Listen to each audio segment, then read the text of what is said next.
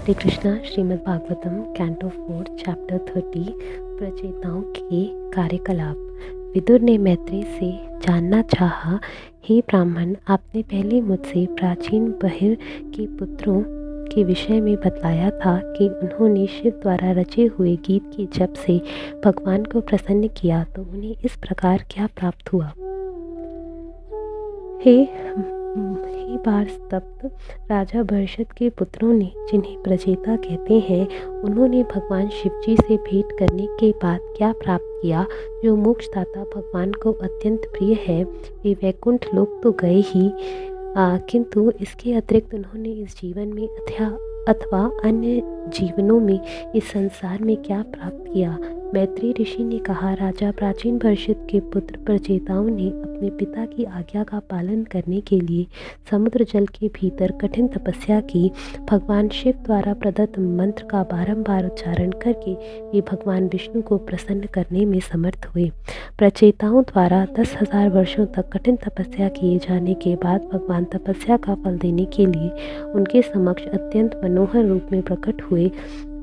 इससे प्रचेताओं को अपना श्रम सार्थक प्रतीत हुआ। गरुड़ के कंधे पर आसीन भगवान मेरु पर्वत की चोटी पर छाए बादल के समान प्रतीत हो रहे थे। भगवान का दिव्य शरीर आकर्षक पीतांबर से ढका था और उनकी गर्दन कौस्तुभ मणि से सुशोभित थी।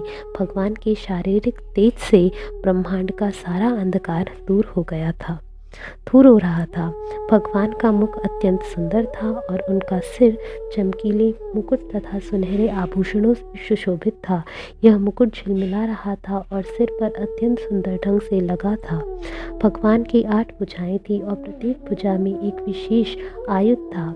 वे देवताओं, ऋषियों तथा अन्य पार्षदों से घिरे हुए थे। ये सब उनकी सेवा कर रहे थे।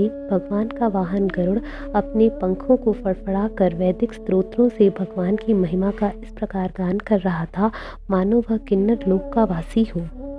भगवान के गले में चारों ओर घुटनों तक पहुँचने वाली फूलों की माला लटक रही थी। उनकी 8 बलिष्ठ तथा लंबी भुजाएं उस माला से सुशोभित थीं, जो लक्ष्मी जी की सुंदरता को चुनौती दे रही थी। दयापूर्ण चितवन तथा मेघ गर्जना के समान वाणी से भगवान ने राजा प्राचीन भरषद के पुत्रों को संबोधित किया, जो उनकी शरण में आ चुके थे। भगवान ने कहा, हे राजपुत्रों, मैं तुम लोगों के परस्पर मित्रतापूर्ण संबंधों से अत्यधिक प्रसन्न हूँ। तुम सभी एक ही कार्य भक्ति में लगे हो। मैं तुम लोगों की मित्रता से इतना अधिक प्रसन्न हूँ कि मैं तुम्हारा कल्याण करना चाहता हूँ। अब तुम जो वर चाहो मांग सकते हो। भगवान ने आगे कहा, जो प्रतिदिन संध्या समय तुम्हारा स्मरण करेंगे, वे अपने भाइयों के प्रति तथा अन्य समस्त जीवों के प्रति मैत्रीय भाव रखेंगे। जो लोग शिवजी द्वारा प्रणीत स्तुति से प्रातः तथा सायंकाल मेरी प्रार्थना करेंगे, उन्हें मैं वर प्रदान करूंगा। इस तरह वे अपनी इच्छाओं को पूरा करने के साथ साथ सुबुद्धि भी प्राप्त कर सकेंगे। चूँकि तुम लोगों ने अपने अंतःकरण से प्रसन्नतापूर्वक अपने पिता की आज्ञा अत्यंत श्रद्धापूर्वक शिरोधार्य की है और उसका पालन किया है, अतः तुम्हारे आकर्षक गुण संसार भर में सराहे जाएंगे। तुम सबको एक उत्तम पुत्र प्राप्त होगा, जो भगवान ब्रह्मा जी में किसी भी प्रकार न्यून नहीं होगा। फलस्वरूप वह सारे ब्रह्मांड में अत्यंत प्रसिद्ध होगा और उससे उत्पन्न पुत्र तथा पौत्र तीनों लोकों को भर देंगे। हे राजा प्राचीन भरषद के पुत्रों, प्रमलोचा नामक अप्सरा ने कणु की कमल नयनी कन्या को जंगली वृक्षों की रखवाली में छोड़ दिया और फिर वह स्वर्गलोक को चली गई। यह कन्या कणु ऋषि तथा प्रमलोचा नामक अप्सरा के संयोग से उत्पन्न हुई थी। तत्पश्चात वृक्षों के संरक्षण में रखा गया वह शिशु भूख से रोने लगा। उस समय वन के राजा अर्थात चंद्रलोक के राजा ने दयावश अपनी अंगुली तर्जनी शिशु के मुख में रखी, जिससे अमृत निकलता था। उस प्रकार उस शिशु का पालन पोषण चंद्र राजा की कृपा से हुआ। चूँकि तुम सभी मेरी आज्ञा का पालन करने वाले हो, अतः मैं तुम्हें उस कन्या के साथ तुरंत विवाह करने के लिए कहता हूँ, क्योंकि वह अत्यंत योग्य है, सुंदरी है और उत्तम गुणों वाली है। अपने पिता की आज्ञा के अनुसार तुम उससे संतति उत्पन्न करो। तुम सभी भाई भक्त तथा अपने पिता के आज्ञाकारी पुत्र होने के कारण समान स्वभाव वाले हो। यह लड़की भी उसी तरह की है और तुम सबके प्रति समर्पित है। अतः यह लड़की तथा तुम प्राचीन परिषद के सारे पुत्र एक ही नियम से बंधे होकर समान पद पर स्थित हो। तब भगवान ने सभी प्रचेताओं को आशीर्वाद दिया, हे राजकुमारों, मेरे अनुग्रह से तुम इस संसार की तथा स्वर्ग की सभी सुविधाओं का भोग सकते हो। तुम इन्हें बिना किसी बाधा के पूर्ण समर्थ रहते हुए 10 लाख दिव्य वर्षों तक भोग सकते हो। तत्पश्चात तुम मेरे प्रति शुद्ध भक्ति विकसित करोगे और समस्त भौतिक कल्मश से मुक्त हो जाओगे। उस समय तथाकथित स्वर्गलोक तथा नरकलोक में भौतिक भोगों से विरक्त होकर तुम मेरे धाम को लौटोगे। जो लोग भक्ति में शुद्ध कार्यों में लगे होते हैं वे यह भली भांति समझते हैं कि पूर्ण पुरुषोत्तम भगवान की समस्त कर्मों के परम भोक्ता है। अतः जब भी ऐसा व्यक्ति कोई कार्य करता है तो कर्म फल भगवान को अर्पित कर देता है और भगवान की कथाओं में व्यस्त रहते हुए ही सारा जीवन बिताता है। ऐसा व्यक्ति गृहस्थ आश्रम में रहकर भी कर्म फलों से प्रभावित नहीं होता। सदैव भक्ति कार्यों में संलग्न रहकर भक्तजन अपने आप को ताज़ा तथा अपने कार्यों में सदैव नवीन नया अनुभव करते हैं। भक्त के हृदय के भीतर सर्वज्ञाता परमात्मा प्रत्येक वस्तु को अधिकाधिक नया बनाता रहता है। परम सत्य से पक्षधर ब्रह्मवादी जो ब्रह्मभूत कहते हैं, ऐसे ब्रह्मभूत अर्थात मुक्त अवस्था में मनुष्य कभी मोहग्रस्त नहीं होता, ना ही वह पश्चाताप करता है, ना वृथा ही हर्षित होता है। वह ब्रह्मभूत अवस्था के कारण होता है।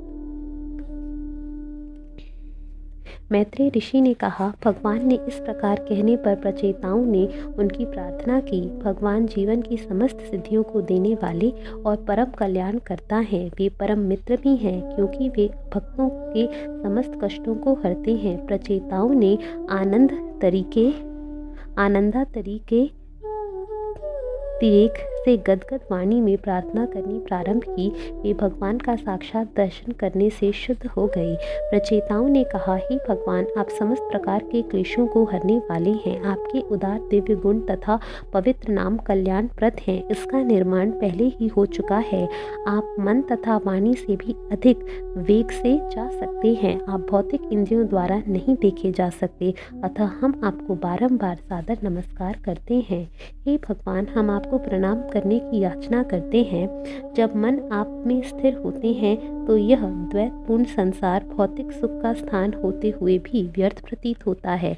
आपका दिव्य रूप दिव्य आनंद से पूर्ण है, अतः हम आपका अभिवादन करते हैं। ब्रह्मा, विष्णु तथा शिव के रूप में आपका प्राकट्य इस दृश्य जगत की उत्पत्ति, पालन तथा संहार के उद्देश्य से होता है। हे भगवान, हम आपको सादर नमस्कार करते हैं क्योंकि आपका अस्तित्व समस्त भौतिक प्रभावों से पूर्णतया स्वतंत्र है। आप सदैव अपने भक्तों के क्लेशों को हर लेते हैं क्योंकि आपका मस्तिष्क जानता है कि ऐसा किस प्रकार करना चाहिए। आप परमात्मा रूप में सर्वत्र रहते हैं, अतः आप वासुदेव कहलाते हैं। आप वसुदेव को अपना पिता मानते हैं और आप कृष्ण नाम से विख्यात हैं। आप इतने दयालु हैं कि अपने समस्त प्रकार के भक्तों के प्रभाव को बढ़ाते हैं। हे भगवान, हम आपको सादर नमस्कार करते हैं क्योंकि आपकी ही नाभि के कमल पुष्प निकला था जो समस्त जीवों का उद्गम है। आप सदैव कमल की माला से सुशोभित रहते हैं और आपके चरण सुगंधित कमल पुष्प के समान हैं। आपके नेत्र भी कमल पुष्प की पंखुड़ियों के सदृश हैं, अतः हम आपको सदा ही सादर नमस्कार करते हैं। हे भगवान, आपके द्वारा धारण किया गया वस्त्र कमल पुष्प के केसर के समान पीले रंग का है, किंतु यह किसी भौतिक पदार्थ का बना हुआ नहीं है। प्रत्येक हृदय में निवास करने के कारण आप समस्त जीवों के समस्त कार्यों के प्रत्यक्ष साक्षी हैं। हम आपको पुनः पुनः सादर नमस्कार करते हैं। हे भगवान, हम बद्ध जीव देहात्म बुद्धि के कारण सदैव अज्ञान से घिरे रहते हैं, अतः हमें भौतिक जगत के क्लेश ही सदैव प्रिय लगते हैं। इन क्लेशों से हमारा उद्धार करने के लिए ही आपने इस दिव्य रूप में अवतार लिया है। यह हम जैसे कष्ट भोगने वालों पर आपकी अनंत अहेतु की कृपा का प्रमाण है। तो फिर उन भक्तों के विषय में क्या कहें जिनके प्रति आप सदैव कृपालु रहते हैं। हे भगवान, आप समस्त अमंगल में के विनाश करता है। आप अपने अर्चय विग्रह विस्तार के द्वारा अपने दीन भक्तों पर दया करने वाले हैं। आप हम सबों को अपना शाश्वत दास समझें। जब भगवान अपनी सहज दया से अपने भक्त के विषय में सोचते हैं तो उस विधि से ही नव दीक्षित भक्तों की सारी इच्छाएं पूर्ण होती हैं। जीव के अत्यंत तुच्छ होने पर भी भगवान प्रत्येक जीव के हृदय में स्थित हैं। भगवान जीव के संबंध में प्रत्येक बात, यहाँ तक कि उसकी समस्त इच्छाओं को भी जानते रहते हैं। यद्यपि हम अत्यंत तुच्छ जीव हैं, फिर भी भगवान हमारी इच्छाओं को क्यों नहीं जानेंगे। हे जगत के स्वामी, आप भक्ति योग के वास्तविक शिक्षक हैं। हमें संतोष है कि हमारे जीवन के परम लक्ष्य आप हैं और हम प्रार्थना करते हैं कि आप हम पर प्रसन्न हों। यही हमारा अभीष्ट वर है। हम आपकी पूर्ण प्रसन्नता के अतिरिक्त और कुछ भी कामना नहीं करते। अतः हे स्वामी, हम आपसे वर देने के लिए प्रार्थना करेंगे, क्योंकि आप समस्त दिव्य प्रकृति से परे हैं और आपके ऐश्वर्यों का कोई अंत नहीं है। अतः आप अनंत नाम से विख्यात हैं। हे स्वामी, जब भौरा दिव्य पारिजात वृक्ष के निकट पहुंच जाता है तो वह उसे कभी नहीं छोड़ता, क्योंकि उसे ऐसा करने की कोई आवश्यकता नहीं रह जाती। इसी प्रकार जब हमने आपके चरण कमलों की शरण ग्रहण की है तो हमें और क्या वर मांगने की आवश्यकता है। हे स्वामी, हमारी प्रार्थना है कि जब तक हम आपके सांसारिक कलमश के कारण इस संसार में रहें और एक शरीर से दूसरे में तथा एक लोक से दूसरे लोक में घूमते रहें, तब तक हम उनकी संगति में रहें जो आपकी लीलाओं की चर्चा करने में लगे रहते हैं। हम जन्म जन्मांतर विभिन्न शारीरिक रूपों में और विभिन्न लोकों में इसी वर की प्रार्थना करते हैं। एक क्षण की भी शुद्ध भक्त की संगति के सामने स्वर्ग लोक जाने अथवा पूर्ण मोक्ष पाकर ब्रह्म तेज में मिलने की कोई तुलना नहीं की जा सकती है। शरीर को त्याग कर मरने वाले जीवों के लिए सर्वश्रेष्ठ वर तो शुद्ध भक्तों की संगति ही है।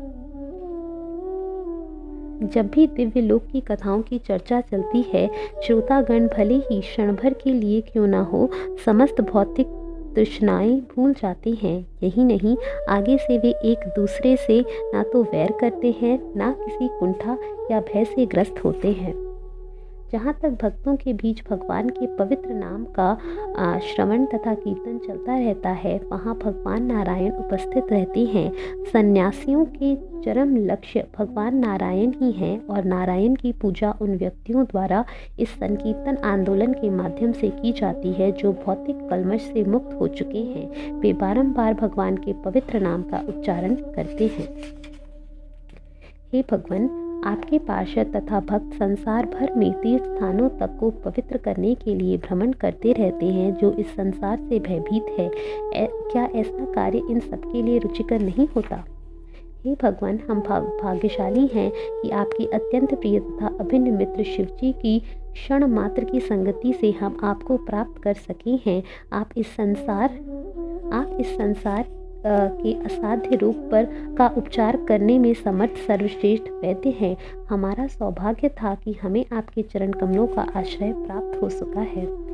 हे भगवान, हमने वेदों का अध्ययन किया है, गुरु बनाया है और ब्राह्मणों, भक्तों तथा आध्यात्मिक दृष्टि से अत्यधिक उन्नत वरिष्ठ पुरुषों को सम्मान प्रदान किया है। हमने अपने किसी भी भाई, मित्र या अन्य किसी से ईर्ष्या नहीं की। हमने जल के भीतर रहकर कठिन तपस्या भी की है और दीर्घ काल तक भोजन नहीं ग्रहण किया। हमारी ये सारी आध्यात्मिक संपदाएं आपको प्रसन्न करने के लिए सादर समर्पित हैं। हम आपसे केवल यही वर मांगते हैं, अन्य कुछ भी नहीं। हे भगवान, तप तथा ज्ञान के कारण सिद्धि प्राप्त बड़े बड़े योगी तथा शुद्ध सत्व में स्थित लोगों के साथ साथ मनु, ब्रह्मा तथा शिव जैसे महापुरुष भी आपकी महिमा तथा शक्तियों को पूरी तरह नहीं समझ पाते, फिर भी वे यथाशक्ति आपकी प्रार्थना करते हैं। उसी प्रकार हम इन महापुरुषों से काफ़ी क्षुद्र होते हुए भी अपने सामर्थ्य के अनुसार प्रार्थना कर रहे हैं। हे भगवान, आपके ना तो शत्रु हैं ना मित्र, अतः आप सबों के लिए सामान हैं। आप पाप कर्मों के द्वारा कलुषित नहीं होते और आपका दिव्य रूप सदैव भौतिक सृष्टि से परे है। आप पूर्ण पुरुषोत्तम भगवान हैं, क्योंकि आप सर्वव्यापी हैं, अतः आप वसुदेव कहलाते हैं। हम आपको सादर नमस्कार करते हैं। महर्षि मैत्रेय ने आगे कहा, हे विदुर, इस प्रकार प्रचेताओं द्वारा संबोधित तथा पूजित होकर शरणागतों के रक्षक भगवान ने कहा, तुमने जो कुछ मांगा है वह पूरा हो। तत्पश्चात कभी ना पराजित होने वाले भगवान ने विदा ली। प्रचेतागण उनसे विलग नहीं होना चाह रहे थे, क्योंकि उन्होंने जी भरकर उन्हें नहीं देखा था। तत्पश्चात सभी प्रचेता समुद्र के जल से बाहर निकल आए। तब उन्होंने देखा कि पृथ्वी पर सारे वृक्ष बढ़कर काफी ऊंचे हो चुके हैं, मानो वे स्वर्ग के मार्ग को रोकना चाहते हों। इन वृक्षों ने सारे पृथ्वी तल को आच्छादित कर रखा है। उस समय प्रचेता अत्यंत कुपित हुए। हे राजन, प्रलय के समय शिवजी क्रोध में आकर अपने मुख से अग्नि तथा वायु छोड़ते हैं। प्रचेताओं ने भी पृथ्वी तल को पूर्णतः वृक्ष रहित करने के लिए अपने मुखों से अग्नि तथा वायु निकाली। यह देखकर कि पृथ्वी के सारे वृक्ष जलकर राख हो गए हैं, ब्रह्मा जी तुरंत राजा बहिष्मान के पुत्रों के पास आए और उन्होंने तर्कपूर्ण शब्दों से उन्हें शांत किया। बचे हुए वृक्ष ने प्रचेताओं से डर कर ब्रह्मा की राय से अपनी कन्या को लेकर तुरंत उन्हें दे दिया। ब्रह्मा के आदेश से समस्त प्रचेताओं ने उस कन्या को अपनी पत्नी के रूप में स्वीकार कर लिया। इस कन्या के गर्भ में ब्रह्मा के पुत्र दक्ष ने जन्म लिया। दक्ष को मारीच के गर्भ से इसलिए जन्म लेना पड़ा क्योंकि उन्होंने महादेव जी शिवजी की आज्ञा का उल्लंघन तथा अनादर किया था। फलतः उसे 2 बार शरीर त्याग करना पड़ा। उसका पूर्व शरीर विनष्ट हो चुका था, किंतु उसी दक्ष ने परमेश्वर की प्रेरणा से चाक्षुष मनवंतर में समस्त मनोवांछित जीवों की सृष्टि की। जन्म लेने के बाद अपनी अद्वितीय शारीरिक कांति के कारण दक्ष ने अन्य सबों की शारीरिक कांति को ढांप दिया। चूंकि वह सकाम कार्य करने में अत्यंत पटु था, इसलिए उसका नाम दक्ष पड़ा। इसलिए ब्रह्मा ने उसे जीवों को उत्पन्न करने तथा उनके पालन के कार्य में लगा दिया।